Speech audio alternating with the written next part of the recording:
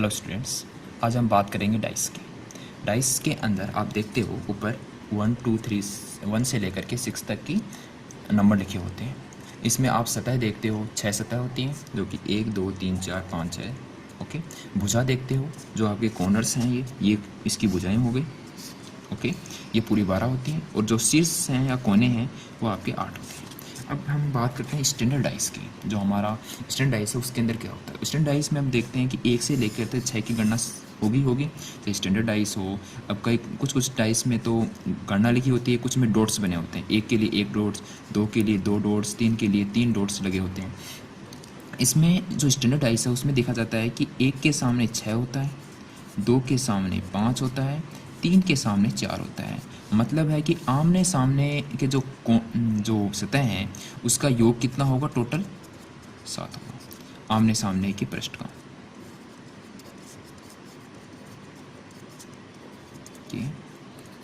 जो सतह है या पृष्ठ है कि अंकों का योग हमेशा 7 होगा। ओके, ये तो है स्टैंडर्ड डाइस की। स्टैंडर्ड डाइस में आप देखते हो कि कोई भी जो आसन है, मतलब कहने का मतलब है कि जैसे डाइस को मैं रिप्रेजेंट करना चाहूँ इस तरह से, ठीक है। आप देखोगे कि दो जो आसन होंगे, मतलब ये 2 और मैंने 3 मान लिया, इन दोनों का या इन दोनों का 2 आसन का कभी भी योग 7 नहीं हो सकता।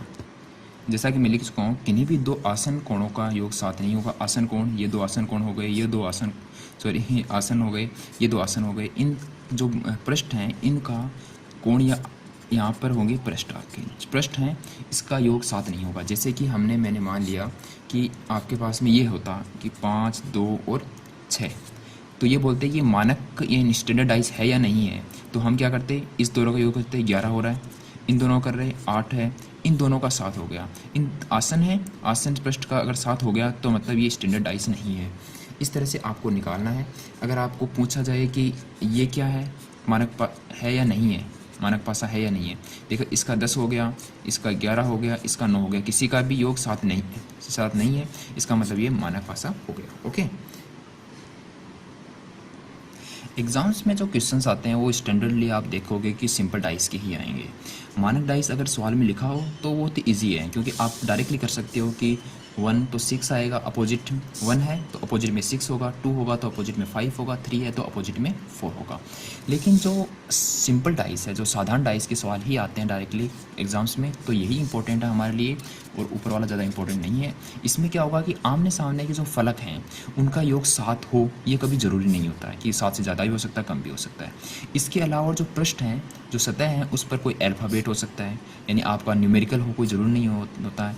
आपका कोई फिगर दिया हो सकता है या कोई नाम हो सकता है, ABC, आपके पास में ABCD हो सकता है, या पृष्ठ पर जैसे मोहन है, राम है या जॉन है, इस तरह से आपका नाम भी आ सकता है। इसके लिए 3 रूल्स होते हैं, उसी पे बेस सारे क्वेश्चंस होते हैं। अब हम रूल्स की स्टडी करेंगे कि फर्स्ट रूल क्या है।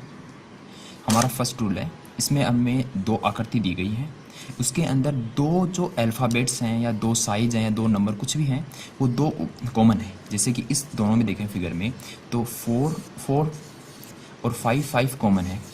तो इसके अलावा जो बचा है नंबर, इसका तो 1 नंबर और इसका 3 नंबर, ये दोनों आपस में अपोजिट यानी विपरीत सतह पर होंगे ये दोनों, और बाकी के बारे में हम कुछ नहीं कर सकते। अगर एग्ज़ाम इस तरह आएगा तो यही डिजिट आपसे पूछा जाएगा, या 1 के विपरीत 3 होगा और 3 के विपरीत 1 होगा। रूल नंबर सेकंड में हमें क्या बताया जाएगा कि अगर हमारे पास में 2 स्थिति हैं, वह कोई भी कॉमन ना हो, कॉमन ना है, तो हम क्या करें। तो हमें जैसे कि ये रास्ते दी गई हैं, एग्जाम्पल से समझेंगे। 1 4 5 और ये 5 है, ये दिया गया है 2 6 और 3। तो हमें क्या करना है इन दोनों में कि ऊपर वाला ये ले लीजिए, लेफ्ट दोनों का लेफ्ट और दोनों का राइट, ये ही आपका आंसर होगा। ये आपस में अपोजिट होंगे, आप डायरेक्टली यही लिखोगे। ये एग्ज़ाम में काफ़ी बार आ चुका है, इससे क्वेश्चन आते हैं। और थर्ड रूल है हमारा, जैसे हमारे पास में नेक्स्ट है थर्ड रूल, इसमें दो स्थिति दी गई है आपके पास में, इसमें एक अंक ही कॉमन आएगा। फर्स्ट रूल्स में क्या हुआ, हमारे पास में दो अंक कॉमन थे, थर्ड में सेकंड में आपने देखा कि कोई भी अंक कॉमन नहीं था, इसके अंदर एक अंक कॉमन है। तो हम उस अंक को देखेंगे कौन सा अंक कॉमन है, ये आप दोनों में आपने मार्क कर लिया। इसके बाद में आपकी मर्जी है कि क्लॉकवाइज जाइए या एंटी क्लॉकवाइज जाइए। जैसे कि मैंने क्लॉकवाइज जाता हूँ तो ये ले लिया मैंने और इसको क्लॉकवाइज घुमाया। इसका क्लॉकवाइज में पहला अंक 5 है, इसके क्लॉकवाइज में 6 है। दूसरा अंक क्या है, इसके में 2 है, इसके में 1 है। तो ये आपस में अपोजिट होंगे और बाकी के बारे में हम कुछ नहीं कर सकते। अगर आपको एंटी क्लॉकवाइज चलना है तो आप एंटी क्लॉकवाइज चल सकते हो। इसमें मैं एंटी क्लॉकवाइज चला, दोनों में ही सेम डायरेक्शन होनी चाहिए आपकी। इसमें क्लॉकवाइज है तो इसमें भी क्लॉकवाइज, इसमें एंटी क्लॉकवाइज तो इसमें क्लॉकवाइज। आपके पास में अपोजिट 5 के अपोजिट 6 होगा, 2 के अपोजिट 1 होगा। इस तरह के क्वेश्चन आते हैं एसएससी के अंदर, बैंक में, यूपीएससी और जो भी आप एग्ज़ाम्स क्वालिफाई करते हो। जो हमने नेक्स्ट एग्जाम्पल लिया उसमें हम देखेंगे कि कौन सी कंडीशन लग रही है।